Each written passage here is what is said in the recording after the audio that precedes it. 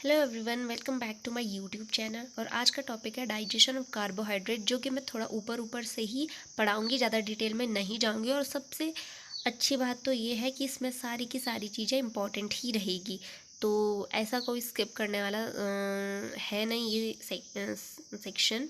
सो आप पढ़ सकते हैं और बहुत ही इजी तरीके से है। तो सबसे पहले डाइजेशन ऑफ कार्बोहाइड्रेट क्या है।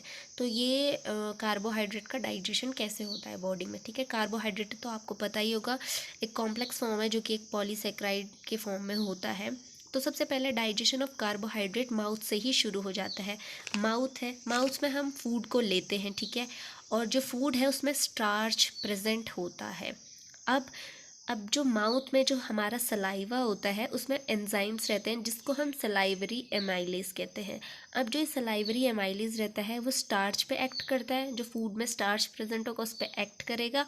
और जो स्टार्च का 5% डाइजेशन सलाइवरी एमाइलेज द्वारा ही हो जाता है मुंह में, ठीक है। अब जो फूड है, अब वो बोलस बन चुका है, तो वो अब हमारे स्टमक में एंटर करता है, ठीक है। अब जो स्टमक में रहता है, जो HCl present in stomach deactivate salivary amylase. अब जो हमारा स्टमक में जो हमारा स्टमक रहता है वो HCl प्रोड्यूस करता है, तो जो HCl रहता है वो सलाइवरी एमाइलेज को डीएक्टिवेट कर देता है। अब जो हमारा जो बोलस है उसमें सलाइवरी एमाइलेज ऑफकोर्स प्रेजेंट होगा, तो वो उसको डीएक्टिवेट कर देगा, HCl उसको डीएक्टिवेट कर देगा। अब जो स्टमक में है उसमें कार्बोहाइड्रेट के डाइजेशन के लिए कोई भी एंजाइम्स प्रेजेंट नहीं होते हैं। अब जो पेनक्रियाज रहता है, अब जब फूड जब हमारा आगे बढ़ेगा तो जो पेनक्रियाज रहते हैं वो स्टार्च का डाइजेशन करते हैं, जो कि 95% डाइजेशन हो कर देते हैं, ठीक है। 5% ऊपर होगा, 95% यहाँ हो जाता है, ठीक है।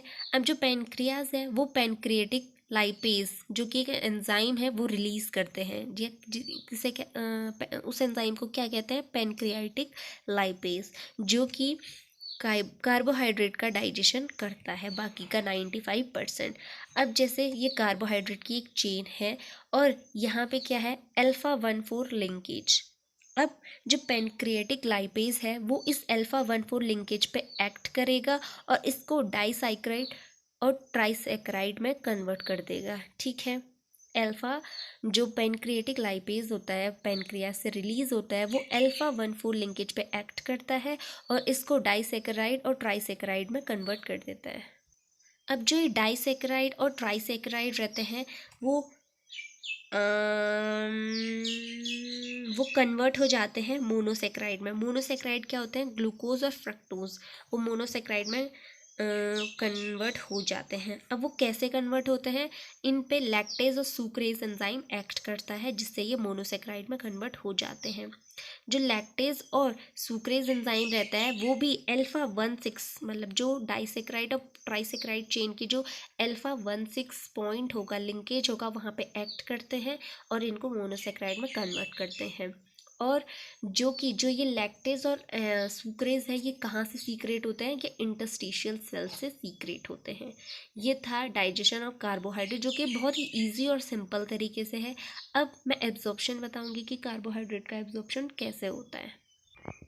ये भी बहुत इजी फॉर्म में है। तो सबसे पहले जो कि एक ग्लूकोज है जो कि ल्यूमेन में प्रेजेंट है, तो ये एक, और ये हमारी इंटरस्टिशियल सेल्स हैं और ये ब्लड वेसल्स हैं, ब्लड वेसल्स में ही उनको एंटर करना है ग्लूकोज को। तो ये ग्लूकोज है, तो ये हमारा जो यहाँ पे एक ट्रांसपोर्टर रहता है, जिसको हम सोडियम ग्लूकोज को ट्रांसपोर्टर कहेंगे, ठीक है।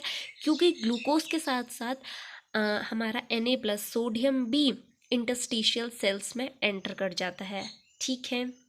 तो इसको हम सोडियम ग्लूकोज को ट्रांसपोर्टर कहेंगे, जिसे हम SGLT1 भी कहते हैं। तो ग्लूकोज के साथ साथ Na+ भी एंटर कर जाता है, ठीक है। अब आपने सोडियम पोटेशियम पंप तो पढ़ा ही होगा, तो मेन उसका यहाँ पे यही काम रहता है, सोडियम पोटेशियम पंप का। अब जो ग्लूकोज रहता है वो GLUT2 के थ्रू, मतलब जो ग्लूकोज ट्रांसपोर्टर रहता है, दूसरा ट्रांसपोर्टर रहता है GLUT2, उसके थ्रू ब्लड वेसल्स में एंटर कर जाता है, ठीक है। और जब ग्लूकोज और सोडियम एंटर कर रहे रहते हैं इंटरस्टिशियल सेल्स में, उस प्रोसेस को हम कहते हैं सेकेंडरी एक्टिव ट्रांसपोर्ट। उस प्रोसेस को क्या कहते हैं, सेकेंडरी एक्टिव ट्रांसपोर्ट। जब अगर फ्रक्टोज रहता है इंटरस्टिशियल सेल्स में और वो ब्लड वेसल्स में एंटर कर रहा रहता है, तो उस टाइम पे यहाँ पे कौन सा ट्रांसपोर्टर रहेगा, यहाँ पे GLUT5 ट्रांसपोर्टर प्रेजेंट रहेगा। तो एक बहुत ही शॉर्ट तरीके से हमने एब्जॉर्प्शन ऑफ कार्बोहाइड्रेट पढ़ा है। अगर और डिटेल चाहिए होगा तो मुझे ज़रूर बताएं, मैं दूसरी वीडियो ज़रूर बनाऊंगी। तब तक के लिए thanks, have a good day. और वीडियो को लाइक शेयर